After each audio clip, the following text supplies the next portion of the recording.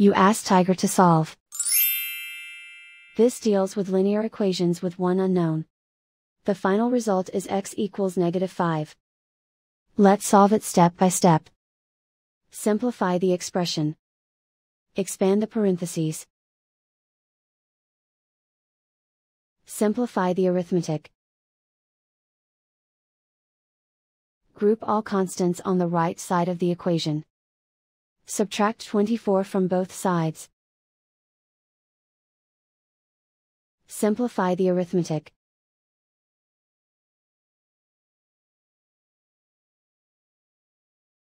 Isolate the x.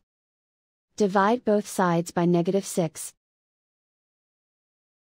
Cancel out the negatives. Simplify the fraction. Move the negative sign from the denominator to the numerator. Find the greatest common factor of the numerator and denominator. Factor out and cancel the greatest common factor. And so the final result is x equals -5.